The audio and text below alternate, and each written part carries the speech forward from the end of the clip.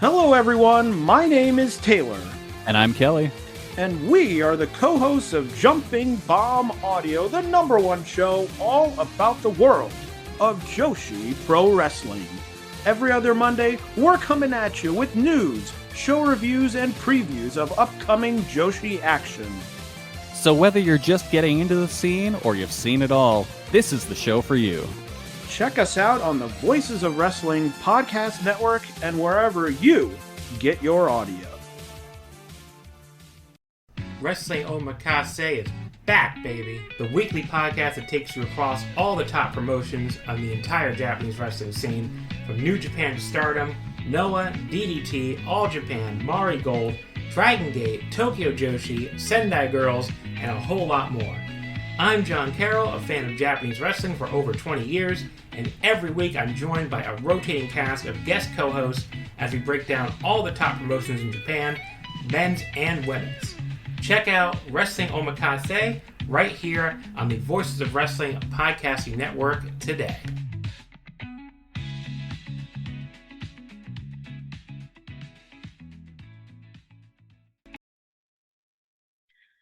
Welcome back, everyone, to the Gentleman's Wrestling Podcast. I'm your host, as always, Jesse Collings, and joining me once again, he is a returning guest to the show. He is a proud representative of Western Massachusetts. He's our Springfield, Massachusetts correspondent.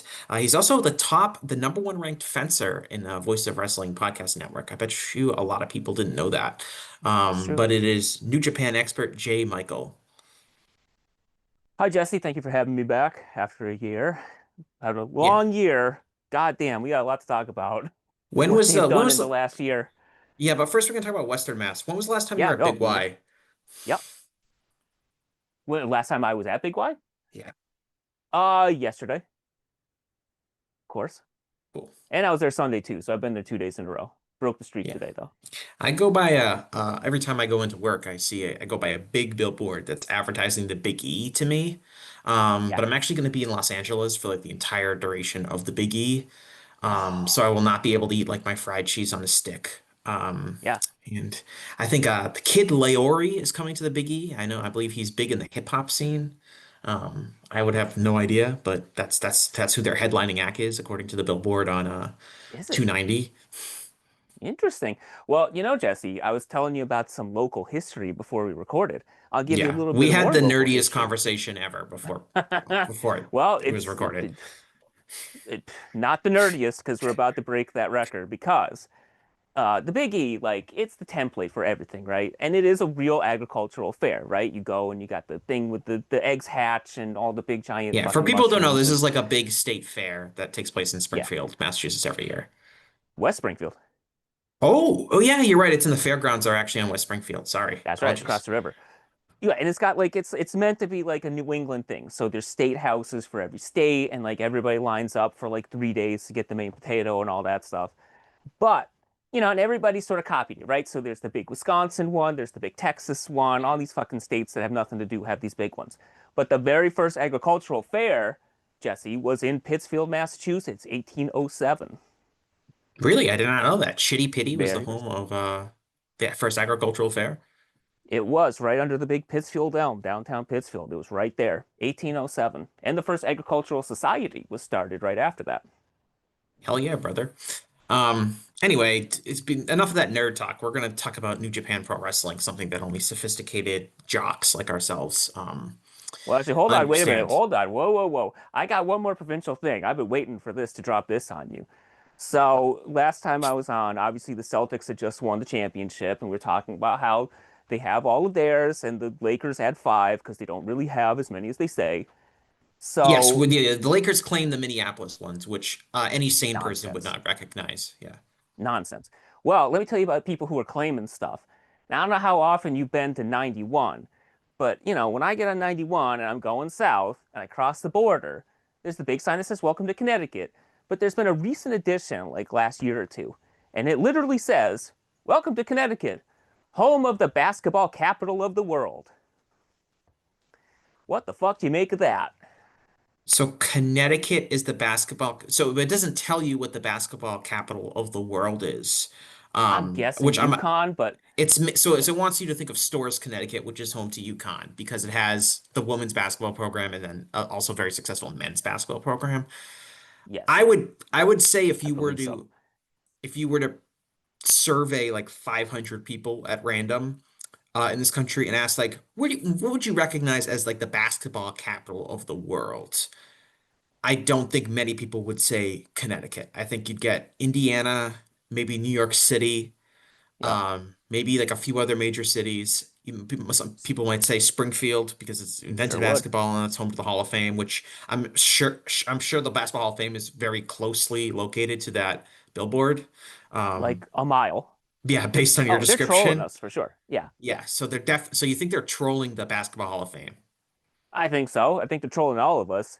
Jesse, I tend to put precedent on professional accomplishments, not amateur accomplishments. So obviously, basketball capital would be just the state of Massachusetts. Yeah, well, here's the thing is that college sports are not big in Massachusetts. Certainly not where I live.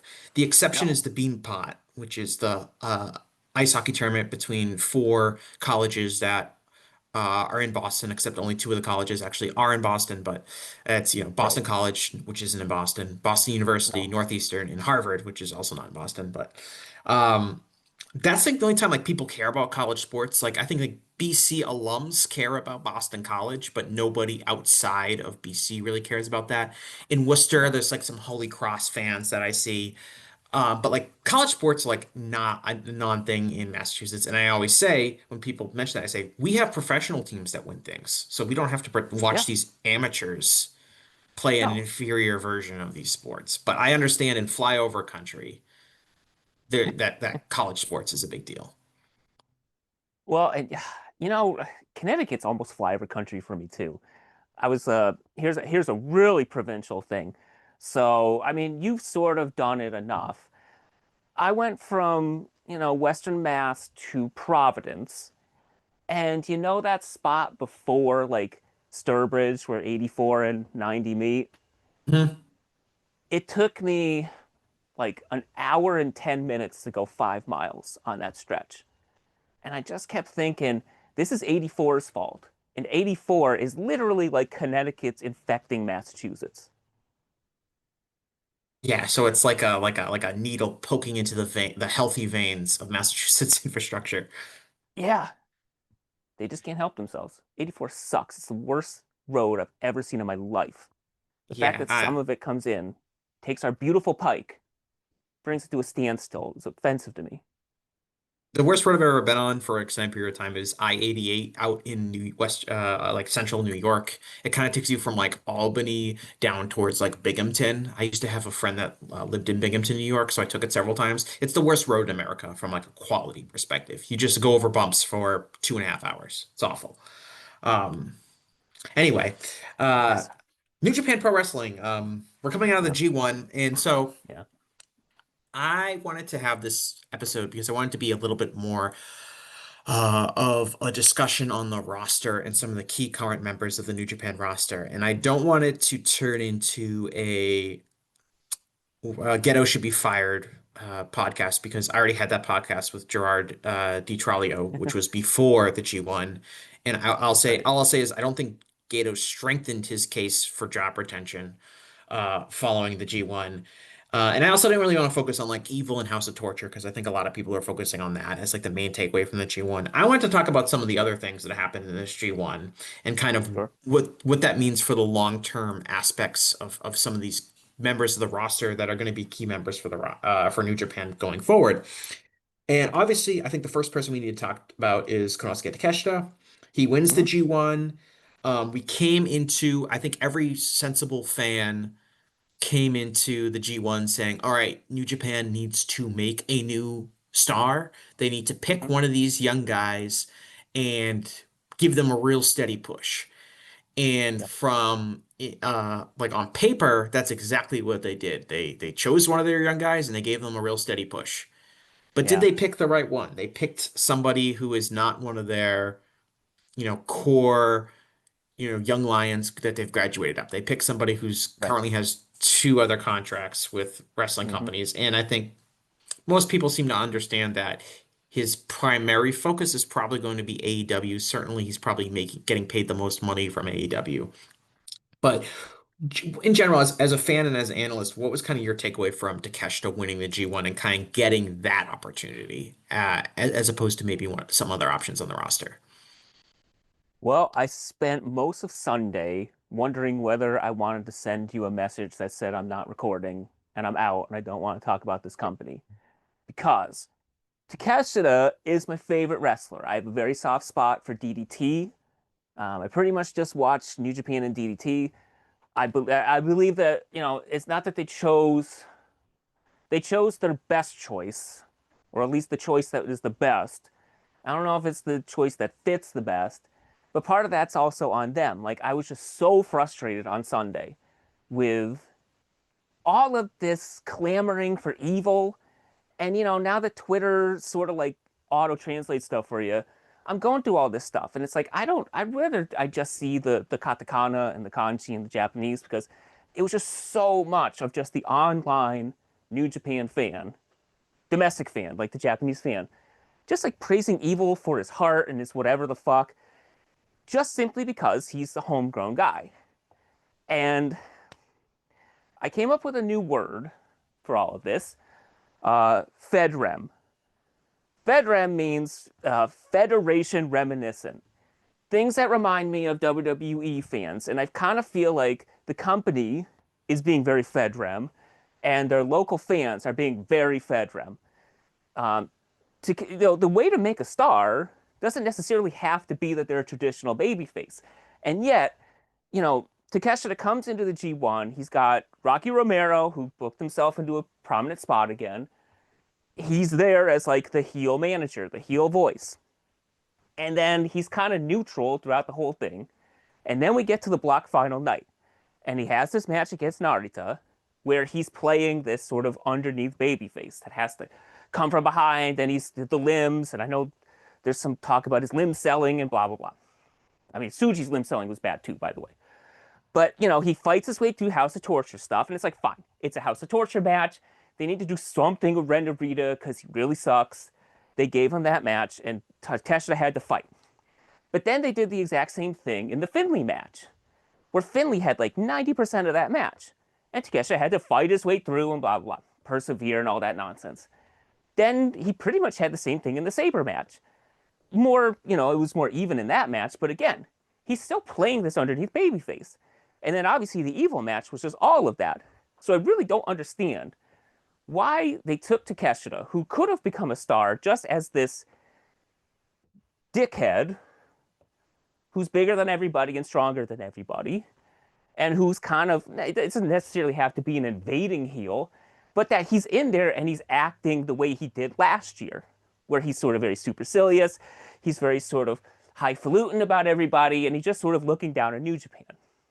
And instead, they want him to be this traditional babyface, and then they saw at the final, the New Japan fandom, now in the building, I think it was like half and half, but it seemed like online, everybody's for Evil.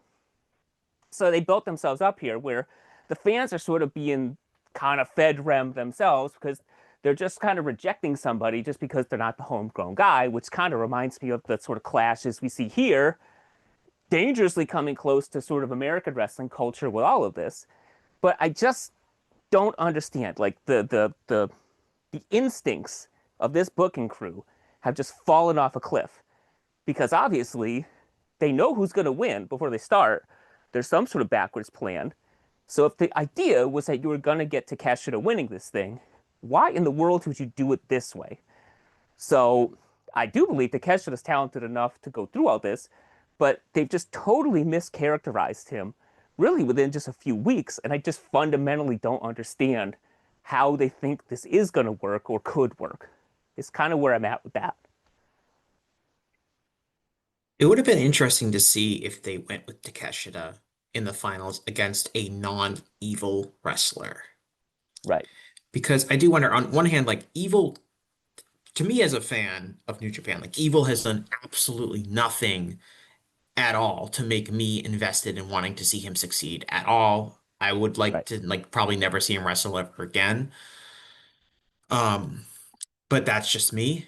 Yeah. The domestic fan might be, or the remaining domestic fans might be really excited to see him win matches. I don't know. Yeah. Uh, but like, what if he was like, what if they did Takeshita versus like Uemura or Suji or someone that maybe like someone that would be like an obvious person that actually should win, as opposed to Hmm. Evil, who everyone knows. Like even though Gato loves Evil, everyone knew Evil actually wasn't going to win that match. Yeah, no, I agree. So, I mean, one thing I have been thinking for a while, I mean, I'm obviously there were people who thought this well before I did, but I definitely was seeing the signs earlier this year. Not so much when he went away after Tanahashi beat him, but sort of when he came back. And definitely like within this tournament, I really did think like if they just turned House of Torture face and didn't change anything, literally just the exact same things that they're doing, it would at least be interesting. But then, we get to this final and it's the same nonsense. Which, I'm higher on Evil since he got the laugh. The laugh didn't exist last time we talked about this stuff. And the laugh is incredible. I'm fully in support of him with that. But like if it was Evil in the final, or if I don't know where the idea was. If the backwards design was we're gonna have Evil in the final, then Takeshita was absolutely the wrong choice. Should have been Suji, or especially Uemura.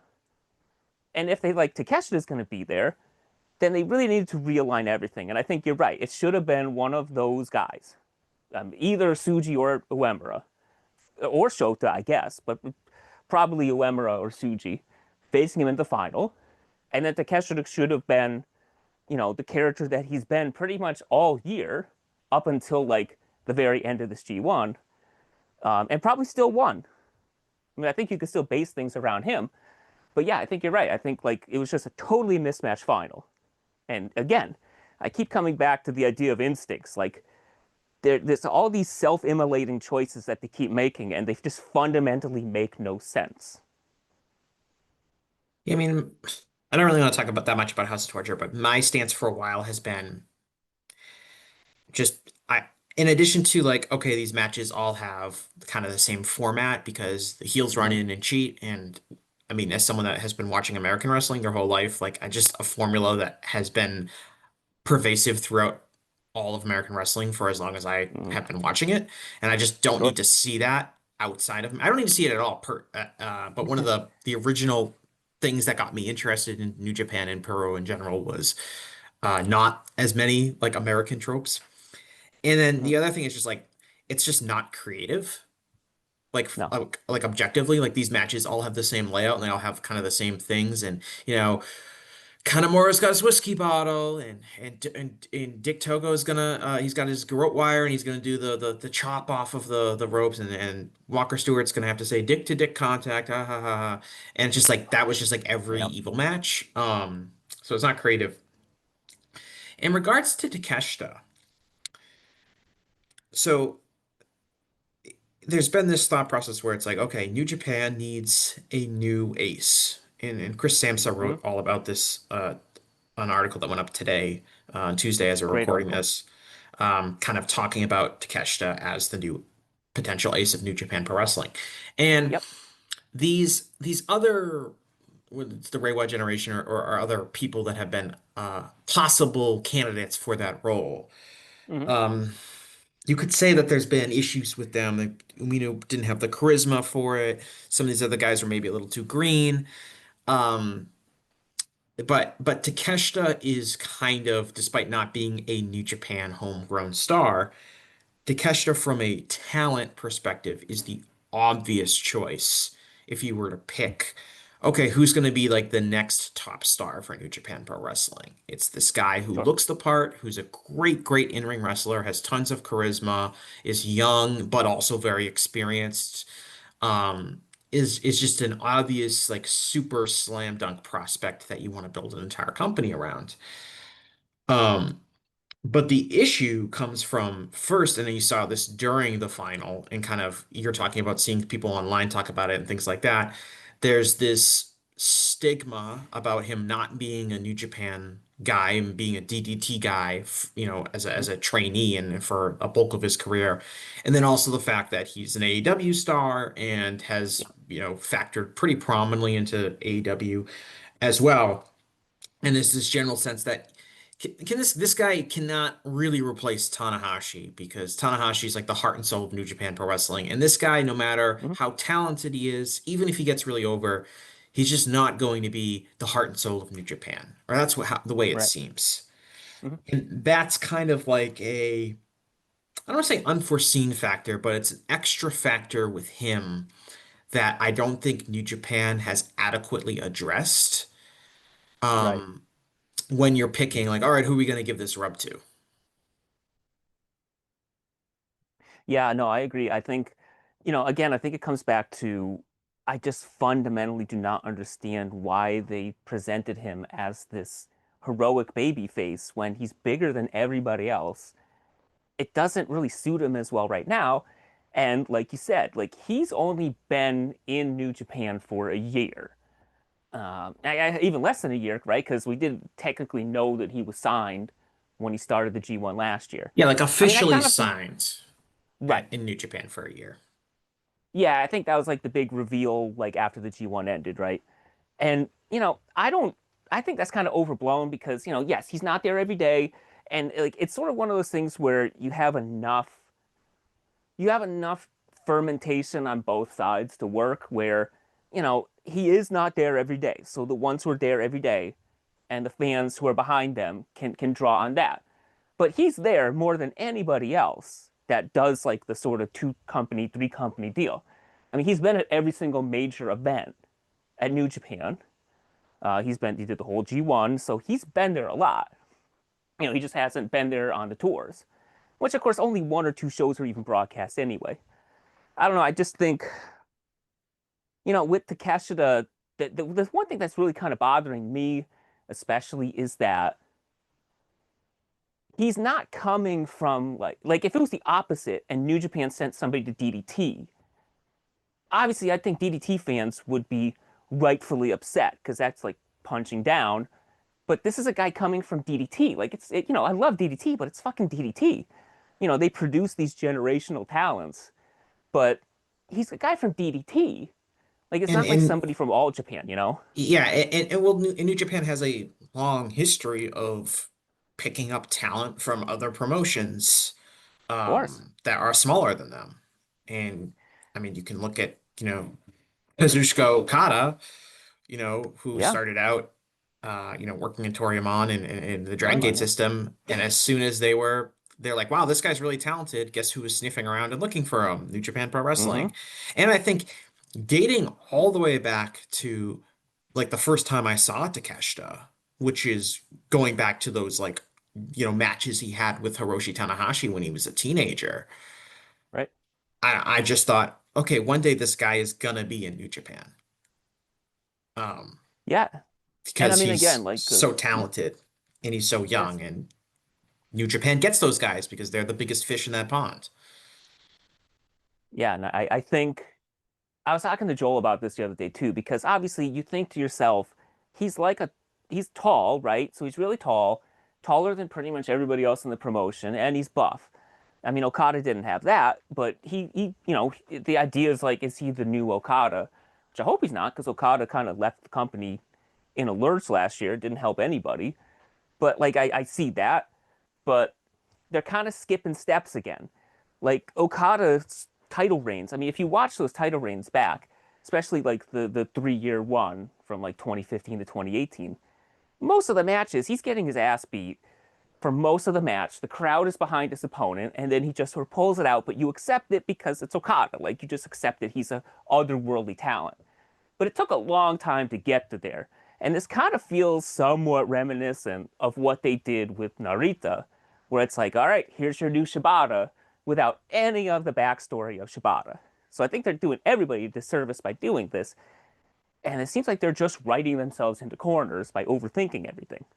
Well, the main difference between Okada and kind of that phase of Okada's career and where Takeshita finds himself now is that Okada was working, I think, with way better people Sure. that even if Okada had the physical tools to survive when he's working against, I'll just throw out Minoru Suzuki as a guy, like Sure. prime Minoru Suzuki, or maybe whatever if you want to call that phase of Minoru Suzuki when he was like 50, but still very good. Um, Yeah. like he's dealing with yeah, yes, he has the physical tools, but he's also dealing with like he's wrestling Tanahashi, who's a legend, and Suzuki Hmm. and Nakamura, and these guys that were enormously talented, legendary wrestlers that were very, very good at their jobs. And Takeshita finds himself on a roster that just doesn't have that kind of depth and talent in terms of opponents, which also makes it more challenging, I think, to build them up as a babyface in that regard. Um, Absolutely. Well, and also, I mean, I don't want to harp on it unless you bring it up, but same thing that we were sort of talking about last year, and it's become exponentially worse. Obviously you're right. Like, I really love this roster, but the level of talent is tricky to compare. These guys are going to have to bring themselves up on their own. Um, the guys who are still around that are like legendary talents are broken down. Also, let's just add to this, talking about aces. Tanahashi was a true ace.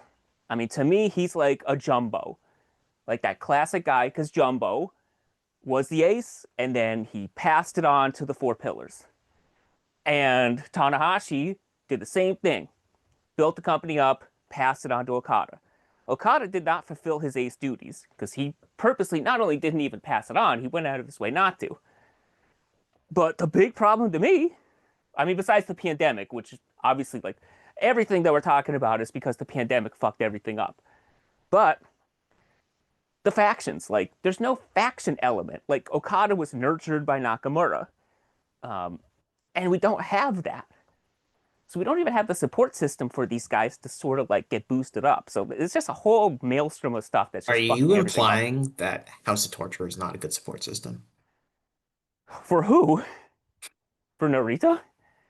Yeah, I know I mean, what House of Torture is, it was, I guess it's good for evil, but what I've said House of Torture is like it is a spot for people who they've given up on and are just like, all Yeah. right, like in Gato's one idea, which is if your first push doesn't really take, is to just be like, all right, you're just going to be like a super shitter heel now, and you'll be like, one, get yourself like some sort of prop or gimmick, um, and go run in different matches and hit your opponent with whether it's a wrench or a push-up bar or a whiskey bottle or garrote wire or whatever you want it to be.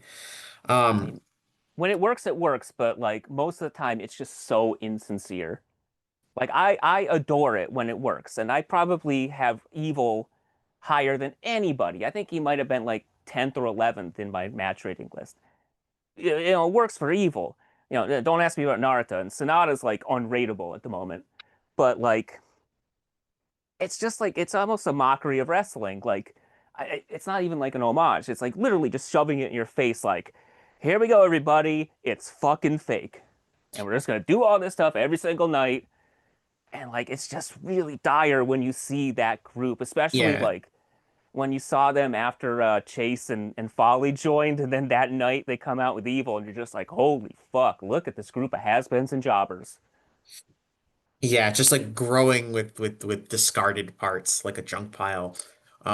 I made this point with Gerard was on my show, but as I said, like the main interest for me getting into to Puro was, and when I would explain to people, was like they take pro wrestling more seriously there. It's not Sure. sports entertainment. It's not, it's the matches are treated as like this real athletic competition. Um, and it's just a hard sell when House of Torture are as prominent as they are. It doesn't Well, I feel think like that. yeah, I think Doesn't feel like prominence a is the key word. real, Yeah, yeah, it doesn't feel, yeah, if it's undercard bullshit, who cares? Because there's always been like right. comedy guys in the underneath and whatever.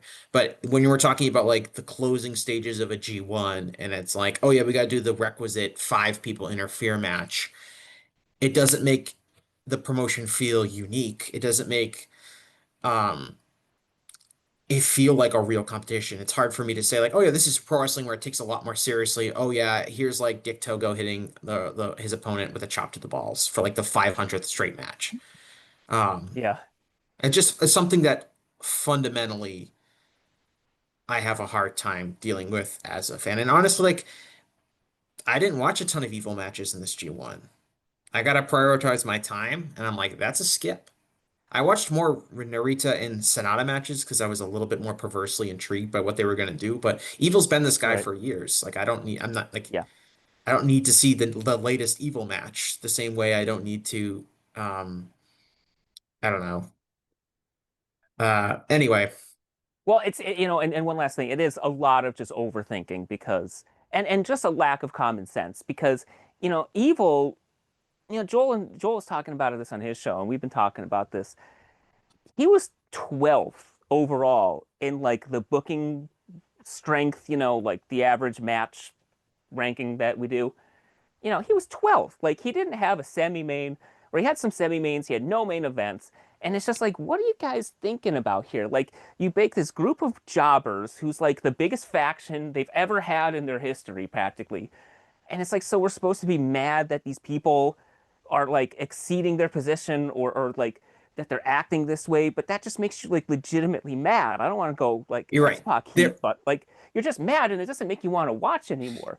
And then there, it's like, yeah, sorry. I was gonna say that's fine. there was really kind of no indication leading up to the G1 that like Evil was gonna get a big renewed push as a top guy. No. Well, besides the Finley win, right? But like he beats Finley, which of course it's a whole other discussion there about why they had a faction versus faction thing, Right, they and one lose that faction faction wins. versus yeah, they lose the faction versus faction match. And then like the House of Tortures, the consequences of that was like House of Torture only grew much, much stronger following that. Right. And then their leader beat the other leader, which means they win the feud. So that was a whole waste of time. And then like, I've said this before, I'm just constantly gonna complain about it. I really hate it how they've changed things. I just want my one match final. I want, block A, block B, and a final, 3 days. None of this playoff nonsense. I think the playoffs hurt quite a bit. I don't think this would have been as bad if they just would have had two block winners. But then I also just don't care if it's predictable. That I can look at the final night of a block and say, yep, it's going to be those two guys. And then you look at the booking and say, yep, those are two of the strongest booked guys. Like, It was what are you never actually? a problem, never a problem before when we had really like No, well booked G1s. It was never a problem. I was like, you know what? I probably think like Tanahashi's gonna win this G1. not a problem, right? You look forward to it because it's like, the G1 is also like, I hate to sound like this, but it's like the process too. It's a month, it's a grueling deal, the whole thing. But like, why are you hiding someone in the mid card? Like, if somebody's booked like a mid carder, they shouldn't be in the G1 final, and that goes for anybody. I don't care if it's Evil. If they would have put Oiwa, if they would have put Shingo, who was also 10th, even if they would have went with Umino, who, besides a couple main events, was pretty low in the card as well. He kind of hid in the mid card too. Like, yeah, if you want to put them there, book them like that. They don't have to main event like every night, but like they should have some. There should be Yeah, and some that's common, indication that like you said, that's common sense, right? Like if we're gonna put this guy in the main event, let's make sure that there's some prominence going into their yeah. process. But I also kind of feel like they think Evil's kind of above that, and he might be actually, because it just you can just do whatever you want with him. Yeah. Moving on, I wanted to focus on some of these young guys. Let Yeah. me ask you this question. Okay, the question is going to be rank these guys based on how you personally feel they have the potential to be a top huge drawing star. Ooh, okay. Okay, so I'm going to give you these names and you just rank them how you feel. Okay. Yota Tsuji, Oiwa, Shota Umino, Ren Narita, Yuya Uemura. All right. So I gotta admit, again, I think with what you do and what I do, we both know, and it's probably been drilled into our head, that you cannot eliminate bias if a human is involved. I mean, I try to get around that by being, whatever, but, so expertise can only go so far, or attempted expertise. So I got to admit that I'm an always Uemura guy. I always will be. I thought he was the chosen one when he was a young lion. Okada really fucked him over because he did that drop kick on the way out, which seemed to be the christening that, oh, this is the guy. Okada was willing to do that, and he left. But I would put Uemura number one.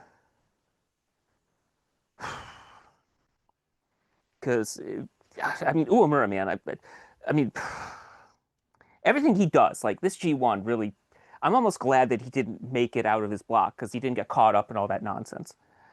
But I would say, keeping it simple, Uemura, Tsuji.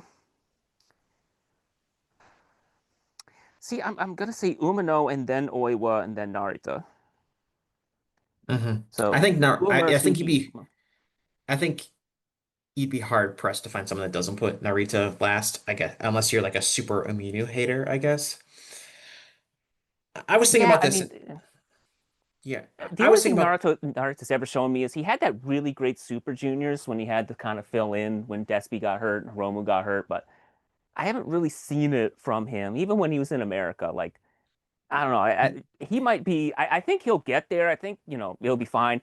I can say one thing is that I spend a lot of time watching the backstage comments, and I truly believe that you can see elements coming together back there. And Narita's backstage comments have been getting much better. I mean, he only says like 2 lines, but he's getting better. But it's gonna take a while. Yeah, I thought about those five guys, and I thought my list feels like I'd probably go Uemura, Oiwa, Tsuji, Umino, Narita. And Mm, one of the things I was thinking about was that's kind of basically a reverse order of how long they've been around. interesting. Uh, Yeah. um, and I'm concerned about that as a exercise because it's like the longer these guys are around, the more exposure they're given and the Right. more exposure to the booking that they have, the lower their ceiling seems to be. And that's natural, right? A little bit. No one has a higher ceiling than somebody who's like only who you just saw their debut match and it looked good in, right? Sure. Um, but there's something about the creative process over the last few years, and I mean, there's something about it. The creative process has been bad, um, Hmm. where for a guy, and this is where we get to Suji, I think, where to Yep. me, Suji has really good talent and to me would be like the kind of guy that I think is the closest to a complete package from a in-ring charisma, um, kind of marketability kind of perspective. But Sure. he's just been on the end of some not just bad booking, but just like boring, inconsequential booking. Yeah. And it feels like his like people have said this, like they missed the peak with him. They should have just pushed him right out of the gate when he came back and immediately challenged for the title. And Right. maybe they should have done that. I understand why they didn't go all the way with him there. But what Hmm. they've chosen subsequently to do with him over the last 18 months or so has Yep. not helped him feel more like a potential top guy, despite the Hmm. fact that I think he's had some really good matches and he's done some Hmm. really cool Oh yeah. stuff. It's not like he's not like Narita where you're like, okay, we're gonna have to go back to square one with this guy and figure out how to Right. get his career back on track, or he's just gonna be an undercard guy forever. Hmm. But there's something like Suji, like the longer he's been exposed, the more questionable he becomes, or the less hot he feels as a potential top guy. And like, I think part of the reason there was so much optimism for Oiwa, who I did think had a very strong G1, which he needed to have because he hasn't really done Yes. all that much since coming back to New Japan. No. But part of it was, look, we haven't seen Oiwa spin his wheels in place for 18 months the way we have with Yota Tsuji, so he obviously feels like he has higher potential. Sure. Well, Um, I mean, with Oiwa, like before he got into the G1, he had defeated Yoshi-Hashi, Kenta, and like Chase Owens. Those were like his singles wins, yeah, and really. he was like the fourth most important person in his stable. Yeah. Yeah. I mean, I agree with you somewhat. I think what I think is at play here is that another thing about this G1 and why it's kind of malfeasance that it was evil there. And again, like I'm a staunch supporter of evil right now. I really did enjoy his G1, but like I want to keep in perspective that Uemura's been back for less than 2 years, like a year and a half. Oiwa's been back for like less than a year. Tsuji's been back for about 2 years. Narita and Umino have been back for, about 2.5 years. But that means that like now is the time. Those guys have been back 2.5 years. So like they haven't been back too long, but they've been back at the point where you got to make a decision. You got to start doing some stuff. And my big thing that I'm going to be writing about, however long this friggin' article ends up being, in my post G1 grading stuff. Again, like these fundamental critical choices that they're making. Like the decision of what they could do and what they couldn't do. They had a choice, certainly coming out of the pandemic and with this influx of guys who, I'd have to go back and look, but I can't remember this many guys coming back in such a flurry before. Like, maybe it's been at least 20 years since they've done that. Like a flurry of like real prospects too. Right. Yeah. Because like Goto and Naito and Okada were like spread out. So you probably have to go back to the second Musketeers. But, when I'm looking at what they did, one of the problems that I'm seeing is that there's all these changes that they've made. Like these really like deep changes to like the armature of what makes the company work. So we're going to change the G1. We're going to have 28 guys. Now we're going to have 32 guys. Now we're going to have a playoff. Now we're going to have a 6-man playoff with buys and all this fucking nonsense. And then we're going to have 4 blocks and one of them's just going to be young guys. Oh, and then they're all going to lose to Sonata, who doesn't We're going to put Hikuleo through. Because like we couldn't see that he was fucking leaving. So and I don't know, is he on TV? Yes, he's I don't know if he's actually wrestled a match, but he has finally, after 1 year of apparently doing nothing, he's there and he is going by the name Tala Tonga, in case you needed to know which one he was. That actually happened. Yes, he is on screen. I believe this. I'm not a regular WWE viewer, but I believe on screen his name is Tala Tonga. You understand he's tall. Too much. Yeah. I don't want to laugh too much because like I could just see that being like some sort of like Tongan name that has this rich culture, but obviously they just chose it for the pun. I did see like the last I checked, it was like Tonga Loa was injured, and I'm like, well, fucking of course he was, but I don't blame him. He's fucking 40. Get your payday. But the latest update on that is that Sami Zayn is kind of back in like the bloodline, trying to like ingratiate himself to them. Like the same thing they did a couple years ago. We're now at that phase of it. Right. Oh, Jesus. Which, by the way, like, I mean, that's what revitalized the company, by the way. I mean, fucking, I don't want to hear about Roman and Cody. Oh, you don't need to explain. You don't need to defend that position on this. I've said this is the most anti-Roman Reigns podcast in the world. That's not like Roman. Insane. It's not like insane. I love Roman though, but it's just like it was Sammy. Like it was Sammy.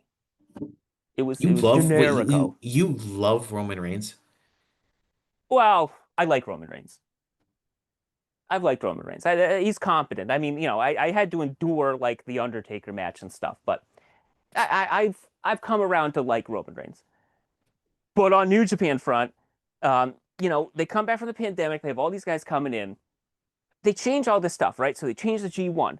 And then we're not going to have the winner of the G1 challenge at Wrestle Kingdom. We're going to have him challenge in the fall. Because I got to talk about that too later. The desperation that they have in trying to fill these gaps. Instead of just letting the fall play out like it normally does, got to fill it with a title match that has consequence. And they're changing all of these structural things. But what they didn't change was the way they book new guys. We're going to bring them slowly along, and they're just going to join a faction, and then they're going to work their way through. They'll work a World Tag League. They're going to slowly work each other. They're going to slowly make their way towards the Never Belt or the White Belt. They'll have, 4 and 5 records in the G1. All right, we're going to expand the G1 so they can, get these meaningless achievements of making them out of the block, even though they didn't win the block, and all this stuff. And what it really shows to me is that they are desperate.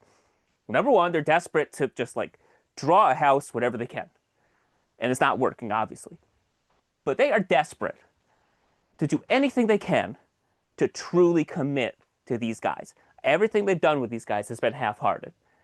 So instead of changing the way that they book new wrestlers, especially with so many coming back within the short time frame, they were more they were more willing to change the system than to change the booking to give these guys the opportunities they needed. Because you're right, Tsuji is the greatest example of this. And again, as an Uemura fanatic, I don't want Tsuji to succeed more than Uemura. But I have to look at this objectively. They've given Uemura more than anybody. He comes back and he challenges for the title at Dominion, main events Dominion. He wins the New Japan Cup. He makes it to the G1 final. He challenges again with his faction leader.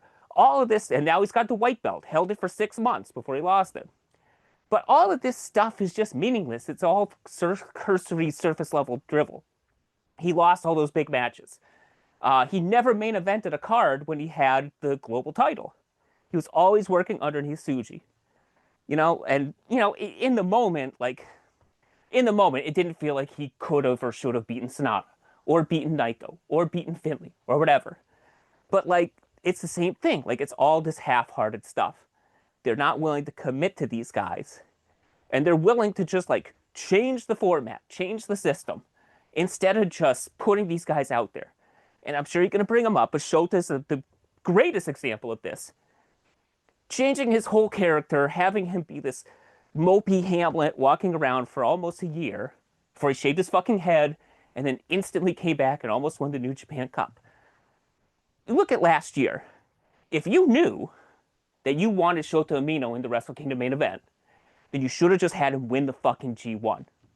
And haven't stopped moping about Moxley, because I was there. I was one of the few in the Lowell Memorial Auditorium watching him at that show tell Moxley to go fuck himself, and the crowd reaction told you everything. They just wanted to see this guy be assertive. He should have won the G1, went to Wrestle Kingdom, and lost. Then he could have his meltdown. But they didn't want to do the traditional thing, so they changed the system because for some reason they didn't have enough faith in one of these guys to just stand on his own and either fail or succeed as a G1 winner in the Wrestle Kingdom main event. And I think that shows a profound mistrust they have in themselves, that they don't even feel like they could pivot if these guys don't succeed. Just the whole thing is just set up for failure. Yeah, there's a frustration I have with the 50-50 booking that they've gone with. And I argued with somebody on the Voices of Wrestling Discord. I apologize, I don't remember specifically who it was, but they said something along the lines of this entire G1 was built around crowning Tsuji. And this was right after Tsuji lost to Evil in kind of what was kind of a stunning match. Yeah. And I said I kind of pushed back on that because Tsuji went 5-4 and barely scraped into the playoff for his block. Right. And I feel like it felt like when we got to the playoffs and we got to the semifinals, and it was Zack and Takeshita and Evil and Tsuji. I think a lot of people were like, well, Suji's got to be the young guy that they pick to put over. So it kind of, there's some momentum. It's all right, it's Suji's time. And then he loses to Evil. And so they really they didn't really give Tsuji that much more than they gave any of the other young guys outside of Takeshita in the G1.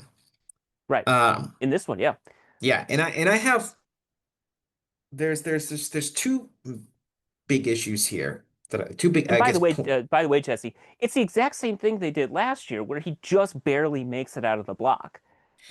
Right. They're not pushing these guys oh, they go 8-1 or whatever, and they're just Right. really, really dominating. And I guess that transcends to I didn't include him in this list because I think he's a different case. But Bolton Oleg. Sure. Okay, big Bolton here. Mm-hmm. I'm a big fan. I think he has done a really, really good job coming along as a overall performer. He's obviously got great size and athleticism. I Mm-hmm. enjoy his matches. I think when I see him in the ring and I'm all right, this is the kind of Puro that I enjoy, right? Big physical motherfucker that's gonna suplex people and It's going to be great. And he has the issue, I think, specifically because of his athletic background and his physical presence, where it's like, Hmm. this guy, if you're going to feature this guy and he's any good, which they should and they do, Yep. he should not, he cannot be someone that gets 50-50 booked. He cannot be Right. somebody that is, going 4-5 in his G1 block. Or I think he Hmm. went 5-4 and He not did. making the playoff. Like if you're going to have a guy that looks like this and you have aspirations to push him, you cannot have him being booked just like he's like any other wrestler on the roster. And it's not necessarily because he's more talented than those guys, but because his appeal should be just historically based around this guy's a huge, powerful, tough motherfucker, and he's probably going to win most of the matches he's in because of that, because this is a combat sport, and the bigger, Sure. athletic, more skilled person wins most of the time. And And he like has the actual pedigree. right, right. And he, of course, and that's a big thing too, especially in Japan, where it's like, okay, this guy is a legitimate fighter. Because we got one of Um, those coming up in January. yeah, well, I'll get to him later. I think he's even a different. Well, it'll be funny if they. I mean, it won't be funny, but if they book him the way they book Bolton, that'll be interesting. But so you have this guy, and it's like he wrestles Tanahashi, right? And they have a nice little match. I enjoyed it. Tanahashi's trying his best, and he gets Bolton on the ropes, but then Bolton's just a little bit too big, a little too strong, a little too young, and beats Tanahashi. It's like I don't know. I don't really rate matches, but I think it was like 3.25 star, 3.5 star match. Nothing wrong with it, right? I was like, there's another school of thought where it's like Bolton's wrestling Tanahashi, and Bolton just absolutely destroys Tanahashi because the message is, oh, this guy Tanahashi, he's a legend, but he's on literally his last legs. This is his last G1. I'm a giant Hmm. athlete in my prime, and you don't even deserve to be in the ring with me, and I'm gonna beat you in like 4 minutes. And I Yeah. think that would No. be like an aggressive move that would also send this message where it's like, this guy isn't just another guy on the roster and just another mid-carder that's, going 500 in G1. This is, oh my God, this big, strong, powerful guy that everyone on the roster is going to have to reckon with because he's probably going to win the world title because who could possibly beat this man? Of And that's course. just like simple, traditional, fundamental booking that just seems lost. And it's like they book Bolton like he is uh Roy Oiwa, and I like Oiwa, but like those guys shouldn't be booked the same. Like I joked about this I was looking this up. I was looking at Vader in 1988, and I was looking at Yeah. like his results. And Yep. he didn't win every match he was in, but he lost, he would work these tag matches and his partners would lose. But I'm sure I didn't go back to look at all of them, but I'm sure he wasn't dropping many falls in 1988. And I was thinking like No. if Gato had 1988 Vader, he'd have him like losing in 13 minutes to David Finlay in like a hard fought G1 match. Right. Yeah. And And it's you just know like, what? The Tanahashi, retirement G1 retirement tour here was right for like one match. I think you're right because I remember some people were like speculating like maybe they could do something like that. It was asking for like one match where somebody just puts him down because you could do that in the G1. yeah, yeah, it wouldn't like to me, Tanahashi wouldn't lose anything by doing that. And because they didn't really want to have him that much in the mix at the end, and they were kind of telling a story where he's like gonna struggle to get his 100th career G1 win, and that's kind of what he's gonna be Yep. focused on. Like, and Bolton won the match, so it's not even like a result would change. It's just a like stylistic choice for how you want to Hmm. present these young guys that you're presumably going to be counting on to carry your company. Of course. Yeah, and I think with Bolton, I, I somewhat agree with you. I mean, I think they could go a little bit faster. I think I'm fine. I'd like to see what he does with the Never Belt now that he's got it. Yeah, he's But I not do, ruined. Like he's not ruined or anything like that. I'm just tossing but it he out is there. Like 32. He is 32. Like hey, you're he's right. older He's than maybe you. not as young as you think he is, but that's. I mean, the way But like the people. idea is like Yeah, you gotta do something with him soon. Like in 2026, you've really gotta like push him a certain direction it because just he to is me. getting much better. He's Yeah, improved it. greatly. And he's improved backstage too. Like his talking has gotten significantly better. Like he's ready to prime to break out. Yeah, and I just think when you have someone with with the physical size and physical tools, they require a level of like attention to how their matches are being laid out in terms of Hmm. projecting dominance because Yeah, these kind of guys are rare. It's rare to have yeah. a guy with that size, with that athleticism that has, I think, been a fast learner and a quick study. Um, Oh yeah, like you can't like you got to take care of those. You can't book them the same way you would book like other guys. I used Oiwa as an example, but just like any of these guys, like I just feel like there's more. You're booking a monster in a way, and they need to do a better job mm. in that. The other thing Well, I and want to mention, sorry, one last thing about like kind of branching off what you were just saying real quick. I've done a lot of work going through the G1. I've gone through every single result, every single scenario for the final nights. I've done all this friggin' work for nothing, essentially. Like, if you look, there was that period where they were like really hot in the late 2010s, and the matches got longer. And then during the pandemic, they just had to do long matches. And really, ever since then, it's kind of been a monotonous deal, right? Kind of like what you were saying. Like every match kind of feels like it's in the same time frame. It kind of feels the same. And even if you go back just to like 2011, 2012, you see like different matches, like matches that end in 5 minutes or whatever. You know, you can look at a G1, any G1 this year, and be like, I know how long roughly each match is going to go based on where it's slotted on this card.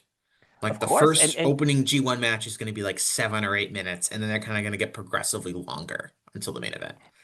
and to be honest with you, the funny thing is, I think more people are going to remember that Drilla Maloney ELP match than probably would have. 'Cause obviously, people just despise ELP for some reason. But like that match is like 4 minutes, and people were like, "Wow, that was interesting." Like they used to do it. Bolton would be a perfect example of that. His matches, only going like 5, 6 minutes either direction, and then every so often, you break out that long match with them. But yeah, I think you're right about that. Yeah. The other thing, and I want to touch this, you mentioned, we kind of talked about this in a few different ways already, but I think that when we talk about like making one of these young guys, giving them a real strong push, I Hmm. think there's an issue where there's kind of a fundamental lack of hierarchy within New Japan that used to be there during the boom period of the 2010s and Hmm. in previous eras as well. But like you had like this kind of first class group of talents. And you Yep. could say at one point it was like, it was Tanahashi and it was Nakamura and it was Okada. Um, and it was like I think like AJ Styles got in there, like basically whoever Hmm. people that were good enough to hold the IWGP World Championship. And then, Nakamura leaves and Naito rises up and AJ leaves and you replace him with Kenny Omega. And then there's a Yep. couple other shuffling with there. Will Ospreay gets into it, Jay White gets into it, Kota Ibushi Hmm. gets into it. But you kind of have this like first class group of these are the top guys. And these top guys are pretty much never going to lose big singles matches to anybody else on the roster except other people in that top class. And it Right. was a nice kind of informal establishment of who are the guys who have truly made it? Who are the guys that are Hmm. in this top class of New Japan wrestlers? And if you are excited about an aspiring young wrestler, what you should be looking at as a fan would be, oh man, I hope like if you're a big Uemura fan, like your goal should be, I hope Uemura can one day be in that class of the absolute top guys in New Japan. Hmm. And I think over the years, a lot of it's due to talent loss and guys getting older. But a part of it is most of it just comes down to bad booking. They just Hmm. don't have that hierarchy anymore. It seems like everyone on the roster, and a lot of that's because they passed the world title around a lot. And it Sure. just feels like you don't have that hierarchy. So if you're looking to build someone like a Well. Uemura or like a Suji, Hmm. like who is there on the roster right now that if Uemura were to beat them in a big singles match, that would feel like a firm establishment of, okay, he's now at this level. I think that maybe that's the plan with Takeshita to kind of use Takeshita as that kind of tent pole and the measuring stick, and then eventually That might someone be. beating Yeah. him. Yeah. I think like the only guy like Zach maybe is a guy I would say is like in terms of like someone that's been protected enough that a younger Right. guy beating him would be a big deal. But other than that, the rest of this roster just is comprised of guys who don't feel close to that level. And that's No. a major loss when it comes to the current state of New Japan, but also if you're planning on elevating guys in the future, you don't have those you kind of let yourself not have those top guys that can be used to make new top guys. 100%. And I think it comes back to what I was saying before. Chris does a lot of work with this stuff too, about like 'cause he's mentioned this a lot about how like hierarchies and like, going into a G1 that it's very rare that the second guy in a faction is going to be higher than the first guy, right? So, Hmm. you look at a faction, you're like, all right, so we know, you know, Okada's going to finish above Goto, or Kenny Omega's going to finish above, whoever from the Bullet Club's in there. And I hate to keep harping on this, but like, I'm a big believer in the factions. I think last time I was here, I talked about how, WWE was super hot a year ago. And I was like, it's probably because they committed to longer title reigns and they committed to more factions. And all of a sudden, you notice you start putting people in factions and people start getting more personally attached to this stuff and more invested. As New Japan went away from that, tossing the title around. And then, like, you talk about, like, oh, so AJ Styles leaves, Kenny Omega slotted right in. Kenny Omega leaves, Jay White slotted right in. When Will Ospreay left, obviously he wasn't ready for it then, a year and a half ago. But just they should have just said Callum Newman's the new leader. Just say it's happening. Because, it's not like these guys were ready. I mean, Kenny Omega had kind of a rough stretch there, after he took over the Bullet Club, right? He's in ladder matches with Michael Elgin, and they were great matches, but it's like, he's getting hurt. He come into the G1 kind of cold. I think they just like, like I understand what you're saying, but I think the guys are there. They're just not presenting them that way. Suji doesn't even have a fucking faction right now. They're doing this fucking unaffiliated gimmick, which is way too goddamn abstract. He just should have taken over for Naito. Newman should have just Well, taken over United Empire. well, I my like what they're doing with Uemura. Uemura is like the new Tanahashi. He'll take over Hantai, but like we need that structure. Yeah. I mean, my fan theory was I wanted like Suji should have just like beat the shit out of Naito and said, "I'm taking over this faction, bitch." And that's how Naito exits the company. Which I know people love Naito so much that maybe that doesn't go over as well as it does like when I say it out loud, but I was like, that would be a direct like, okay, we're really going to be seriously elevating somebody. Instead, I he's kind of actually, like twisting in the wind. I actually think people would have really liked that. I don't know if it actually would. It would have been a really aggressive booking move, but that's what this company needs, I think. Well, because like with all the things that they've given him, and they've at least presented Suji as a solid main eventer from the very beginning. Suji is at least the one that has the most fan support. So I think that would have been a really interesting thing to do. I mean, I haven't even talked about Suji wearing the fucking pudding guy all over his gear and coming out dressed as the pudding guy and talking about the fucking pudding all the time. Like that Yeah. hasn't You helped want to, either, I what don't was the think. term you used? Fedrem? FedRem, That Federation sounds reminiscent. that sounds very Fedrem to me. Like he comes like he comes out dressed as the guy, and I know that he's an actual character. Like Joel pointed that out to me. Like maybe it's just Philip Marlowe. My response was like, Suji doesn't read. He's just talking about the fucking pudding guy, and like the guy's on his gear. And by the way, it's flan. That's fucking flan. It's not pudding. But the Marlowe pudding, like it was funny at first, but it's on his fucking gear, Jesse. How am I supposed to take this guy seriously? He should be at least leading a faction right now.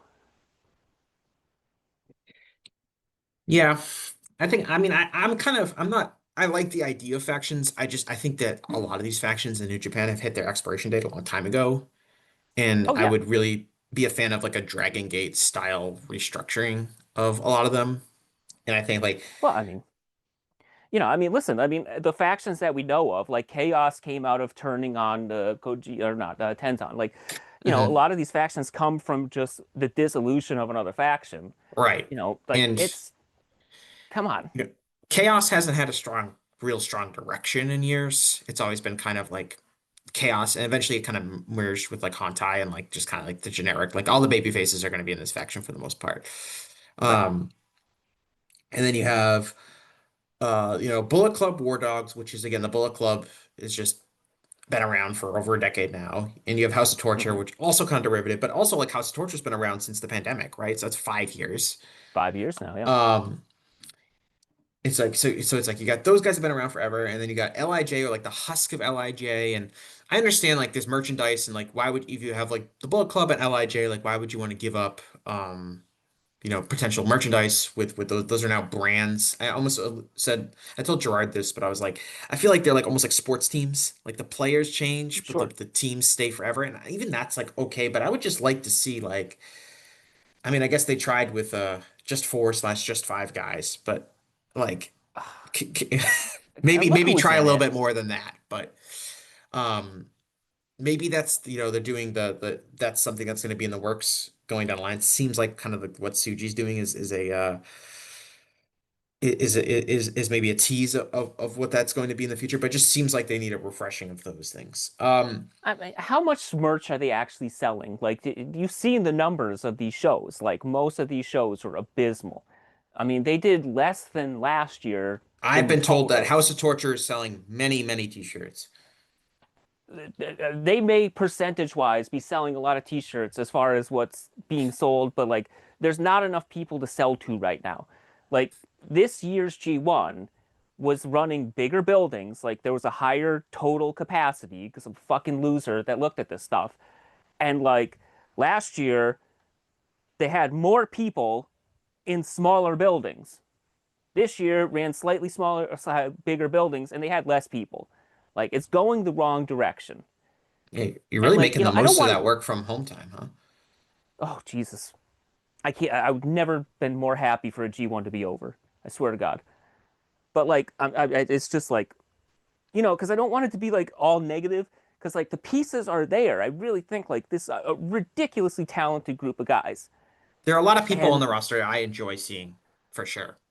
we haven't even talked about the junior division. I mean, I loved the Super Juniors. They fucked up that booking at the end too. But like, there's a lot of stuff that's going on right now that's been good.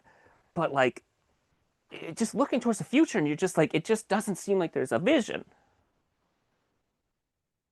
Something else I wanted to mention is really became apparent, I think, throughout the G1.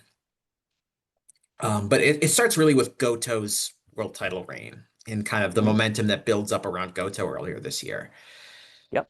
And there was something about, Goto because he's just got this level of experience and uh there's like this physicality to his matches and the closing stretches. And I was like, and as his contemporaries have either broken down or left the company, it was like, Goto just has something that these other guys don't.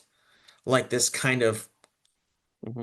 old-fashioned charm in his matches that I think the younger generation has struggled to emulate. There's something about Goto's generation that they were just naturally Hmm. better than that. Kind of like how you'll see guys who like were not really anymore because there's almost none, but like 20 years ago you would see like, oh, that's a guy who worked the territories in the US. And you can Sure. kind of just see like, oh, you can see he's got like I guess Jeff Jarrett's a good example. Like Jeff Jarrett has some like just Memphis showmanship and working punches and things that are like Hmm. trademarks of like this dead style that you only see in a handful of wrestlers. And it feels like Goto was doing that. Right. And then during this G1, the two guys who I don't think people were really expecting that much of in the G1, which are YOSHI-HASHI and Taichi, Hmm.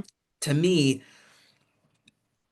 demonstrated a similar kind of appeal that Goto was, which is like these Right. guys, Yoshihashi and Taichi, like they have this they know how to fire up at the right time, they know how to lay it Yep. in, they know how to do these things that I just don't feel like the younger guys are doing at this kind of consistency. Now, part Yeah. of that is like Okay. with all three of those guys, Yoshi-Hashi, Taichi, and Goto, these guys are really experienced. They're all like 20-year pros. And in all three of Right. their cases, they're probably underrated throughout their career, overshadowed by flashier, more talented people. So it makes sense that they are when you take when you take away their they're no longer competing with like Okada or the flashiness of Nakamura or any of these other guys. Um, like that these guys kind of stand out a little bit more. Hmm. But there's just something about their matches and the way I think a big thing is like the way they work their closing stretches and the way they know Right. how to fire up just like that last gasp of firing up before they're finally put out. Mm. Um, and maybe it's just experience. Maybe in 20 years, all of the, Reiwa guys have that as well. But there's just something about that generation and Mm. it's probably not a great thing that I'm like, Yoshi-Hashi is one of the only guys on the roster that still gets it. Um, and that's Right. not Well, entirely what I'm saying, but there's something that stands out about those guys compared to the current generation, and I don't necessarily think that's like a great thing. yeah, yeah, I 100% agree with what you're saying about those guys and what they do because, Yoshihashi, I mean, unfortunately, like Yoshihashi had a good couple G1 years, and then he just had some really bad ones, and then he had to go. But Yeah, like, when I'll add, I am a long-standing like Yoshi-Hashi enthusiast, and I've always oh, kind of enjoyed the underdog G1 Yoshi-Hashi story, and I oh, enjoy sure, it pretty much every year. yeah, and since the pandemic, he's been amazing, right? When you see in his matches with Taichi too, you saw this year, like they seem to understand what you need to do to make a G1 match. So like you were saying, like knowing how that end game should go to get the crowd really excited. Not doing it every match, but Yoshihashi's like the genius of a little bit more, right? So like you Mhm. expect the G1 match to end, like you were saying, kind of it gets monotonous, or you kind of expect it. There's 100 matches in a month. You think the match is going to end here, and then it goes like that little extra step. There's one extra chapter to the match, or if they're not going to have that, watch the matches with Yoshihashi and Taichi where they don't go that extra level. It's only like 8 to 9, 10 minute match. They make the most of those minutes, right? They're not fucking around. They're not going crazy either. It's very exquisite what they do. And there's two matches I want to highlight related to that. In fact, they both include Oiwa. Some people like this match. Probably most people like this match. I was like almost legitimately offended by the Oiwa Newman match because like it was just a nothing match. It just existed, for however long it went, like 7 or 8 minutes, whatever the fuck. And 10 minutes, 10 and a half minutes. And I just thought these guys were having like a medium level match and they didn't do anything, expressive. They didn't do anything to sort of grasp that moment, right? Where it's like these two young guys, they got to do something memorable. And they didn't do anything memorable. And I thought both guys had great G1s, but it's just like, what the fuck is this? Like, you guys just wrestled for 10 minutes. And, like I was expecting more. On the other hand, and a lot of people have pointed out this match. I mean, this was the match of the tournament for some people. Oiwa and Uemura, they were calling their shots on the backstage comments. Uemura literally said, "We're going to show you a wrestling that you haven't seen. We're going to show you the future of this company." And that match was fucking amazing. Like, and it was just straightforward. It was very traditional. It wasn't like super ambitious, but it was just like profound. And I Mhm. just look at That's that, my match. That's my match of the tournament, and will be was it? probably be placing in my at a current standing is a good stance of making my 10 match top 10 of the year, I think. Yeah, and you Uh, know what? I talk about how like, Uemura's my guy, so I'm always rooting against Tsuji because I want Uemura to get there and higher and whatever. But I do like Tsuji a lot. But Tsuji does like a lot of cool stuff, but like there was something about I mean, there's some things that just doesn't land or just comes across flat. I mean, his fucking finisher is a spear, but that Oiwa we need Uemura, more guys in wrestling that do spears. I think there's a shortage. I think we Jesus need like Christ. 10 more guys should be using the spear as a finish. Like you got the like somersault one that Drilla does, and then you got the lifting one that Hanare does, and then you got another lifting one that what's his name does. That's just in New Japan too. Like Oh, it's just anyone that ever played football does a spear, um, and that's just a rule. Fuck you, Bill it didn't Goldberg. even work. Like it worked for Edge for like 6 months, and we've been cursed with that fucking thing forever. And the Yeah, funny well, thing was, Goldberg is a spear guy.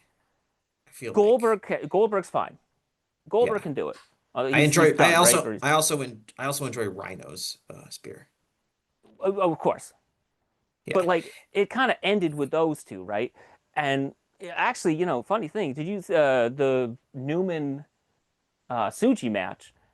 How flat that match ended because Suji ended it with a different move, whatever the fuck that was, that little like, DVD, whatever it was. You saw that, right? Dude, all that stuff, like you're talking about specific matches, like you were mentioning the um was it Oiwa Newman match? And I was like, what do I have any strong? I'm like going through my notes and I'm like, I don't have anything on that match. I'm like going through Cage Match. I'm like, I don't remember You this match at should all, so have. I have no strong opinions on it. The They didn't give Oiwa you anything. match. Yeah. The But Oiwa go back match and is watch great. the end of the go back and watch the end of the Suji Newman match because like this is like a block final. It's a third match, but like one of these guys is going home, and Suji hits him with whatever the fuck that move was. But like the crowd had no reaction because he hadn't done that move before, which Hmm. is really weird. Like I think it's cool that guys who don't usually get falls and stuff have gotten a lot of them on this tour. But like, if Suchi was gonna win a match with that like caliber and those much stakes, right? With that much consequence, he should have been winning like every night with that move. Yeah, he should be Same laying out thing, people in the multi-man matches with that move. same thing with Takeshita with that fucking action movie neck snap thing, and then his fucking chicken wing. Like, he should have been winning some of these undercard tags with it too to really get it over. Hmm. He kind of got money clipped. The money clip. Hey, he got that money clip. Shingo Takagi got that money clip over. Um, Oh, he in sure that did. match. That's like I should go back and watch that match. That's like a legendary match in my mind. Oh yeah, where he's like Um, frothing at the mouth and everything. yeah, I mean Shingo's the best. He's the best at selling stuff like that. Um, real quick, it's because I kind of want to wrap this up as my Right. 30 and up basketball game is looming. I got to stretch out the Achilles, stretch out the back. Um, two quick things. They bring back two young guys at the end of this tour. We get the return of Yeah, Oscar Lube. Loiba, Loiba, yeah, that's right. I was doing a French thing, but he's German. German, He might be Austrian. Who knows? with his Avatar: The Last Airbender tattoos. By the way, Do we need more of those? I don't know. I've never seen it in wrestling. If you look at his arm, he's got like all four nations on his arm. So I'll always support him. Yeah, I mean, I didn't know this about him, so I'm probably gonna. I mean, I'm intrigued. I like tall guys. I'm intrigued by them anyway, just as a wrestling fan. So I'm Yeah, always been kind of like a fan of Oscar. So they bring back Oscar and Yuto Nakashima, who is doing yep, in like this is classic Japanese pro wrestling where he's doing like a 2000s rapper gimmick kind of, where that's at least how it seems like he's yeah. dressed. Um, they're I guess going to be the main tag team in the War Dogs.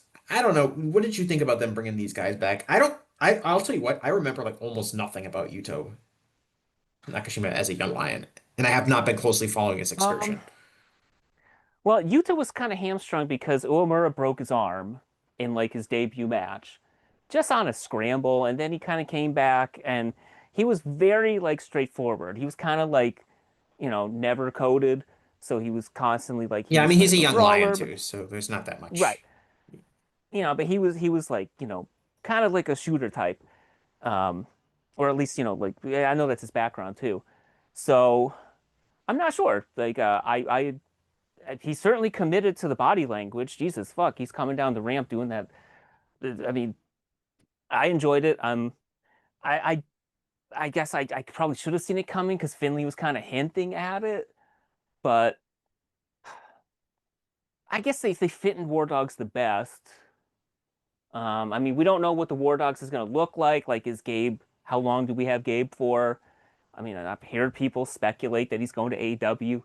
really hope that's not the case. But if Oh that yeah, we haven't is, even mentioned Gabe, which I don't really want to talk about him that much because I don't have that much to add on Gabe Kidd currently, is what I'll say. I think like he could have heated himself up because like if I was looking at the way they structured his matches, the way all the way through, it looked like he was going to have a very, very strong first half where he was going to face Zach and Takeshita and Hmm. all them.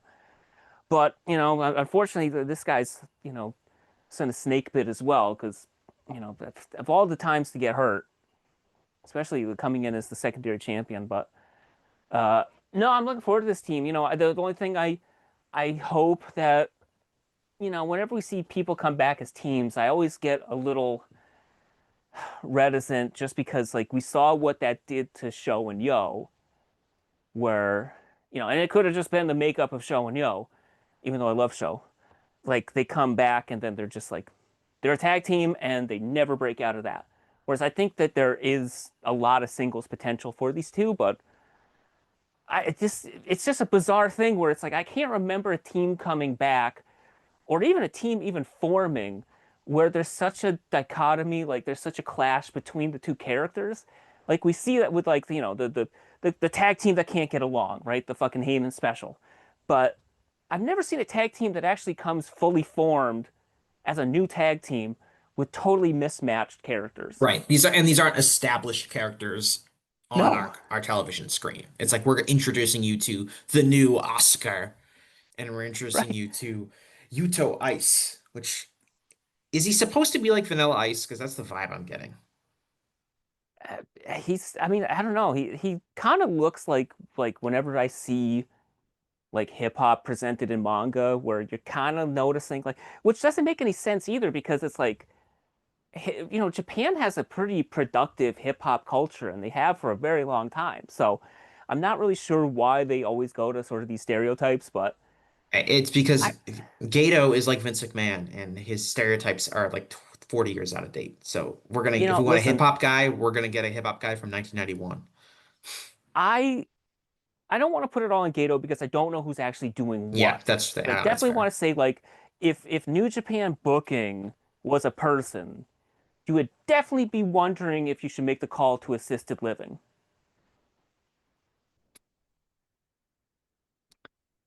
Yeah, I mean, it's one of the it's very it's hard to say because again, I think Gato takes a lot of flack because we ultimately don't know who's here and who's there. Obviously, New Japan's had its challenges with going back to COVID-19 pandemic, guys getting older, the very, very competitive wrestling environment for talent. Because I mean, I said this before, like an really underrated part of the 2010s New Japan boom is especially in terms of just getting their hands on pretty much every cool Western wrestler that Right. was Yep. around Right. because WWE and TNA didn't have any real interest in these guys, so like they were able to Right. have the Young Bucks for years and years and years, and Kenny Omega, and any top British wrestler like Will Ospreay or before him Marty Scurll, um, or any of these guys, Yeah. Devitt, like because they had carte blanche, and obviously that totally has gone away. Right. Um, But but Jesse, all this stuff, like everything you said is valid and it's 100% true. But how does any of that explain the decision to turn Doki heel? You know what I mean? oh Like, yeah, and there's no excuse for some of this stuff. and if you watch other promotions and particularly other Puro promotions. And a lot of, I am not a Stardom viewer, but a lot of people have pointed the irony of how well Stardom has handled losing some key talent and rebuilding Yep. compared to New Japan, given that they're both owned by Bushiroad. We've seen other promotions that have far fewer resources that have dealt with a lot of issues, and they've been at least you can quibble with like, well, they're not that successful because they're not drawing that well. But I feel like from a momentum perspective, we've seen them be able to build new stars and things like that. And New Well, Japan, it's a bigger stage. It's probably harder to get over New Japan than it is when you're wrestling in, Shinjuku face and you're wrestling in front of smaller crowds. Um, might take a little bit something extra. It might take longer investment. It might take more charisma to project outwardly. It's not a one-to-one comparison, but we've seen other companies um, be able to find better success in creating a new wave of talent than New Japan has, and a lot of that uh, Sure. Yeah. has to do with that. The last thing I want to talk about, just real quick, do you have any Mhm. thoughts on Aaron Wolf? Because I don't, but I find the increasing conversations about him kind of interesting, in the sense I that a lot of people yeah. feel like he's being presented as like, oh, well, he's going to be a savior. Like I even heard, and I don't know how serious this is, but people perhaps joking like, oh, well, Wolf is going to be the main event of Wrestle Kingdom or something like Yeah. that, which I find hard to believe, but who knows? I just find. I Yeah, go ahead, go ahead. Well, no, I do have thoughts on him. Like nobody, okay, so nobody reads my stuff. Nobody, people listen to my stuff because I'm on, actual popular people's podcasts like yours. Although they used our podcast last year as a punishment. I don't know if you saw that, that Who fucking use? Discord, the Oh, JCast Discord. But they the used funny the thing, podcast as a punishment? yeah, there was some bet, and the punishment was he had to listen to our show, which I don't know. Like I said, I don't know why they're so hard on for you, because obviously nobody cares about me. But the funny thing about that was, by the way, that he had to like describe it. He had to like give a like a live response thing, and like he was like, ah, this is a good podcast. So it ended up turning in our favor, I guess. Yeah, that But stuff's always that's always funny to me because I don't know, I find my takes relatively benign around New Japan, but that's why uh, I think it's just because you don't write about New Japan as much. So they were like, oh, what does he have to do? He just writes about the fucking American wrestling. And then it's like, oh, no, it's a good podcast. But so Aaron Wolf, right? I think it's been very interesting how they've had him strategically ringside, but not always ringside. I think it was very unfortunate that they did that little TV spot that people spread around where he was like running the ropes with Nagata because hmm. he's a big guy, right? He doesn't look like he's in shape right now. But like he's always been a bigger guy anyway. I mean, he was a big judoka. Yeah, Um, and yeah, he's not gonna look like Bolton Oleg. no, no, but I do somewhat worry about that because like talking about FedRem, you know how WWE for the longest time until kind of Brock, but even they've done it after. Like, I mean, they did it to Chad Gable forever. Like, if you have actual credentials, they did the opposite of what Japan does, right? Where it's like if you have actual credentials, like Chad Gable, a legitimate Olympic wrestler, Greco-Roman, but he was at the Olympics. They just treat you like fucking trash. They just want to like put you down. They got to humble you when like you don't even need to. I can't keep. I, when Great Khan had or he was going for the KOPW, if y'all remember the KOPW, I Of thought like course. he lost a wrestling match, like that amateur wrestling match, which he lost to Yano, which I know they like to talk about Yano's background, but Great Khan was a Japanese national champion. He's not losing to that fucking fat old man. And then they had him lose an MMA match to Shingo, which is like, how the fuck am I supposed to watch and believe this is at least engaged with it, thinking that Shingo Takagi, who I'm sure is a tough guy, could beat Great Khan, who literally like promoted the match with like a room full of these fucking trophies that he's won. I don't think they're gonna do that. I think they're gonna really present him strong, right? I've heard rumors about who he might face at Wrestle Kingdom. Like I was saying, like nobody pays attention to me, but I do talk to the people that people talk to. There's some interesting stuff out there. I just worry, like, he may be the savior, but it's not going to happen immediately. You know what I mean? Like this idea that like I was old enough to live through Kurt Angle in real time. Kurt Angle was not a polished thing, right? The idea that Kurt Angle was his prodigy from day one, he was a prodigy from like day 100. You know what I mean? Like it took him several months to get to be the Kurt Angle, and then like he was just instantly great. And maybe Aaron Wolf can be that. I hope he is. But it's they're gonna have to be careful because, like you were saying, you definitely don't want to overexpose this guy.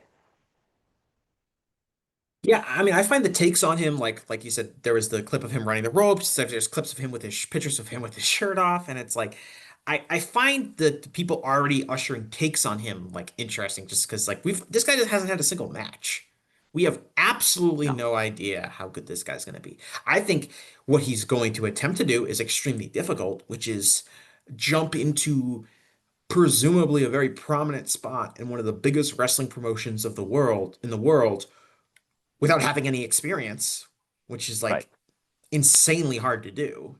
So I wish him the best of luck. He's it's going to be. I'm fascinated to see how he's going to shape out, but it's hard for me to like wish cast anything on him. And I've heard people say, "Oh, well, he's going to be the new ace," and it's like the guy hasn't had a match yet. He can't be the No. new ace. But No, I don't. I think because of the lack of star power on the roster right now, the focus, whether good or bad, is going to be more on him because of that. Oh yeah, 100%. He's gonna have expectations that are beyond what he's capable of. I do want to stress though, like, I mean, we've seen people in the dojo. Like, he's gonna look good. Like, I know he looks kind of out of shape now, but I kind of feel like we're just jumping on that. I kind of feel like all this training he's gonna get back. I mean, he was a fucking gold medalist. Like, he's been in shape. Like, he's gonna be in I, shape. yeah, I'd be very surprised if he goes out there and he's looking like one of those like barely trained WWE warehouse women's wrestlers that they have. Like he's going to go out at Wrestle Kingdom and probably have a very safe, um, well thought out match to hide his strengths or hide his weaknesses and promote his strengths. Yeah, and I think How does he look 3 months from now? That then is far more important. right, and I think I'm always interested because, like, I think in America, it's constantly like, I mean, I know WWE's trying to break through that, but like, it's always traditionally been amateur wrestling background, and even in Japan. So I'm always sort of interested because I find judo wrestlers who have a judo background very interesting. So I think, like, with him, because he's just so famous, and he's so famous for a specific athletic thing, I think it's like, how when Taichi does the thing where he does the sumo thing and he tosses the guy and that gets a big reaction now. Yeah. I could see those judo throws. Like, I guess well, actually, no, Ronda Rousey. Yeah, I was What going am to I point out this thinking? sounds a lot like Ronda Rousey. What am I thinking? Yeah, Ronda Rousey. It would be like that. And I was there at MetLife Stadium when she main evented WrestleMania at that like 9 hour WrestleMania. And like, Yeah, I think you're still there. You're still waiting for that Uber to pick you Jesus up. Christ. And I got like, we got out of the stadium and I was on the highway within 5 minutes. Like, I don't know how I did it because I know nobody else did. But no, I think it could be a Ronda Rousey thing. And, like, say what you will, that was very exciting before, like, she came back and it was awful. But that first run was really exciting. Yeah, and it goes to like and one of the things that WWE has become very good at is WWE is very good about like taking untrained people and putting them into situations where they look like cool for the most Right. part. And they did a great job with Rousey laying out her matches and doing all of that stuff for her. But they've done it with people with far, far less athletic ability, Right. or natural instincts than Ronda Rousey. And so I wonder what New Japan's approach is going to be. Like I said, like I imagine the Wrestle Kingdom match is probably going to be like a really well laid out match where he's going to be, um, taken care of for the most part. But how will he look, in March when he's working in a tag match on the undercard? Like how is that? That's far more interesting in terms of what his ceiling is going to be than if he could have like a 4-star match or whatever at Wrestle Kingdom and like really impress people and be like, whoa, this guy is a natural. Right. And then 6 months from now, being like, well, it really didn't come together for him. I just hope that I hope like what you're saying. In fact, that's exactly what I was thinking, that I hope they just let him, like, just make him look cool. Because we saw how that's worked for Suji, too. Remember how weird he looked when he was a young lion? Now he comes out, he looks cool, besides the fucking flan pudding nonsense. I I'm just getting hope he doesn't hungry. like, That was top discussion. I'm gonna go get some oh, flan from the oh, taqueria that's down the street from my house. my wife is glaring at me to make dinner. But like, I hope he doesn't go, oh, he like gold medal judoka. He's gonna come out wearing a gi and he's gonna wrestle in a fucking gi like he's fucking Yoshida or something. Like, I want him to like be a real wrestler. So I hope They haven't done Yeah. that. I mean, it's not like I'm basing this just on fears that have no foundation, but Yeah, it's like like, he's it's gonna be like Inokiism is gonna make a big resurgence, and he's gonna be like doing these like worked shoot fights in the main event instead of just being like a wrestler. yeah, we're already close enough to Inoki-ism level houses. Like, let's just steer the course and work with what we got.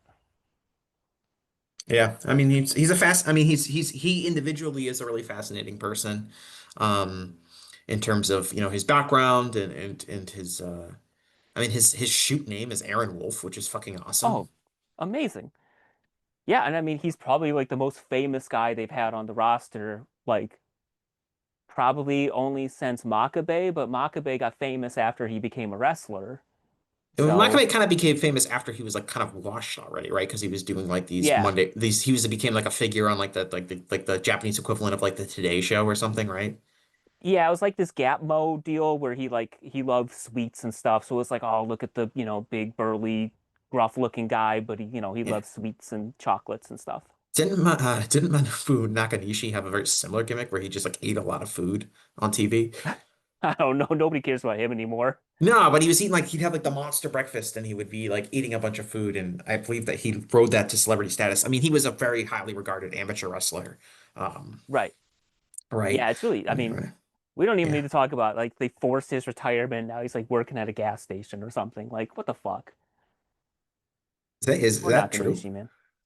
Uh, I don't, I don't, I just remember like after he retired, his dad was like, they asked his dad, and he's like, oh, he's fine, but he like didn't praise him, and I was like, oh, he's one of those dads. But I remember something where he worked somewhere, like he was working somewhere where I was like, why isn't he in the dojo training Yeah, guys? he's got like a sad shoot job instead of like I don't know. Yeah, I mean his retirement. I mean it was time for him to hang it up, but uh, anyway. Jay, you got anything you want to plug? I don't think so. I mean, I'll be You've writing got your a, yeah, you've got your big G1 recap coming out, correct? yeah, I mean, I'm hoping to keep that to just one column, but I don't know. I've written like, I keep track of like how much I've written because I've always wanted to write, but I never did it. So like, I kind of view it as like I don't want to say a dream come true because it's fucking wrestling, but Yeah, you it's a know, dream come true. it's it's a nice thing that I've done, and I enjoy writing, so it's nice to be able to write publicly. I have published 93,000 words this year so far. I'm hoping I don't break 100,000 with this new one, but I will be doing, grading the wrestlers and grading the booking, which is almost certainly going to get a D or an F. Grading the attendances, which definitely is getting an F. This just giving grades to stuff, which you know, I Yeah, didn't I do it don't. last year, but I did it the year before, and that ended up being kind of like a like examining the state of the company too. So I kind of wonder if it's going to take that route too, just because, once the G1's over, you kind of feel like you're assessing where the company's at, where it's going forward. So Mhm. probably Yeah, that. I I don't don't know know. if you can. I don't know if you can call your writing columns. Columns would imply that it takes up one newspaper column, but I would Is that say what it that is? your article. Well, I mean, yeah, that's why it's called a column. It's because it would be Oh, like on the side I of didn't know that. a paper, and it would be one column. But Oh, I yeah, I don't don't. think your writing would fall into that. I You'd swear have to like God, a every time I sit down, I try to write a column, like you say, and it just never comes out that way. you got to write more frequently. That's true too. So if you have a thought, that's a column instead of like 20 thoughts being in one story. But I know. I you think for write how me, you it's want to like, write. oh no, it's just like, yeah, I do have those thoughts all the time, but then I'm like, yeah, that's not enough for a column. And I think for me, like an article is like, I'm not gonna write it unless it's at least 3,000 words, and then I never end up writing it. Well, I'll say there's no one that writes about wrestling like you do. So I would take that as a badge of honor. I think your writing is a very unique experience with a lot of insight and a lot of knowledge, but written in a very distinct way that we need more people doing stuff like that and less people making soy face reaction videos to AI produced content, which is where we're Well, headed and as wrestling analysts. not me, never. I appreciate that, Jesse, and I never really talk about because I don't really necessarily watch the stuff that you write about, but I always end up liking what you read, and I especially like how you just piss people off. I mean, you just get so much reaction. People get so furious with some of the things you write about. I don't And I'm just interact. I like, don't get these. Yeah, see, I don't see these interactions, but I have liberal use of the block function in the Voice of Wrestling Discord at least. So maybe I'm getting oh I'm yeah, getting I'm allegedly getting all this heat, but as someone that was like I say this all the time, like as someone that was uh originally a columnist and I wrote probably I think I did some math. I think I wrote over 2 million words for Ooh. Wrestling Inc. over my time there. Oh, Um nice. like, but dealing with the wrestling comment section, like, which would Oh, be like dealing with like Raj Giri's Twitter replies now, yeah. are basically like how I grew up writing about wrestling. So, criticism does not bother me. No, I would have I stopped a long very time much ago if it admire it. did. No, I admire it. I really do. All right. All right. Well, thanks a lot. I want to thank Jay Michael for being on the show. I want to thank all our listeners, and I'll talk to you again after a while. Bye bye. My name is Tyler Fornes, and I am one of the co-hosts of the Good, the Bad, and the Hungy AEW podcast here on the Voice of Wrestling Podcasting Network. We take a broad scope approach to the world of All Elite Wrestling and the entire universe of Tony Khan. We talk about the big matches, the big stars, the promos, the storylines, and we also look at it from a big picture perspective. How are things going to change over the course of the next 10 years with AEW still in the picture? How are companies like WWE going to adapt and adjust to AEW? Are they going to be a similar way like they did with WCW in the late 1990s? Will there be a counterpunch? We talk about all of that and more on The Good, the Bad, and the Hungy every week on the Voice of Wrestling Network. Wrestling Omakase is back, baby. The weekly podcast that takes you across all the top promotions on the entire Japanese wrestling scene, from New Japan to Stardom, Noah, DDT, All Japan, Mari Gold, Dragon Gate, Tokyo Joshi, Sendai Girls, and a whole lot more. I'm John Carroll, a fan of Japanese wrestling for over 20 years, and every week I'm joined by a rotating cast of guest co-hosts as we break down all the top promotions in Japan, men's and women's. Check out Wrestling Omakase right here on the Voices of Wrestling Podcasting Network today.